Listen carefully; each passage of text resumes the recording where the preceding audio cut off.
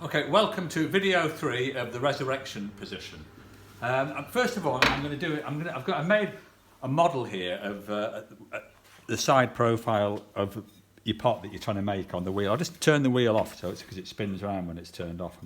So with the resurrection position, you're trying to get your right hand there.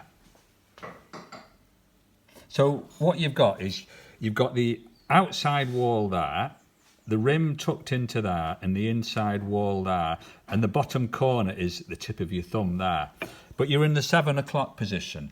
And what I tend to find the problem with the students is they try and do that not at 7 o'clock, they try and do it at 6 o'clock, or worse still, round at 4 and 5 o'clock. The position for the resurrection position looks like that.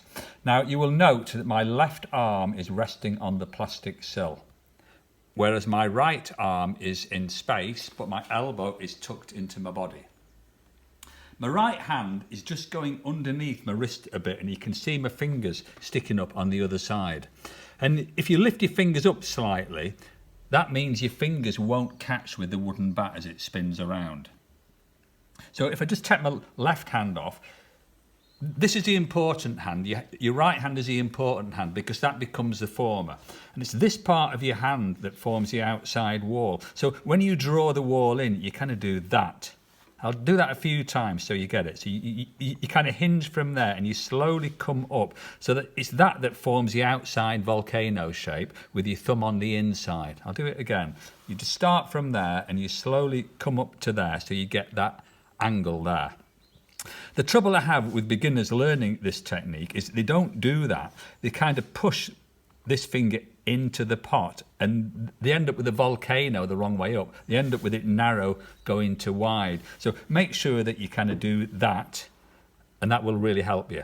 Let me do it and I'll just talk you through it as I do it. So I'll centre the clay up first of all. I'll even turn the wheel on because that helps.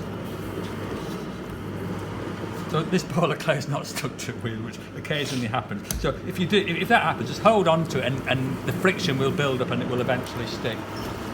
I always tend to do a very small volcano rise first of all, a cone even, and bring it down.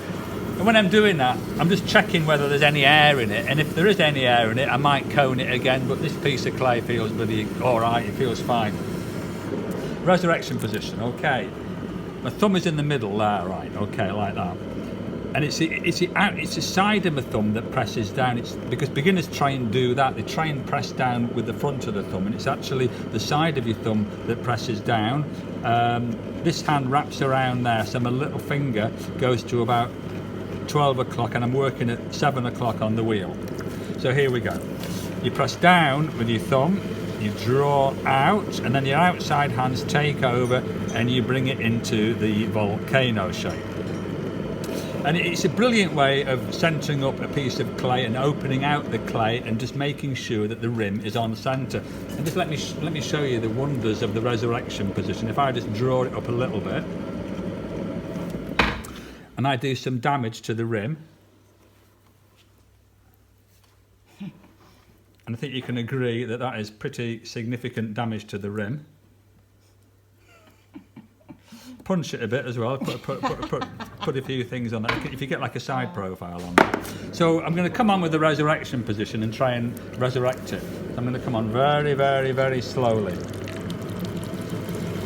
I must admit this is a tough one to do because I've really shredded it. And I'm going to need a bit of water. I'm almost there with it really. It's feeling all right. It's feeling fairly happy now. So there we go. That's corrected it.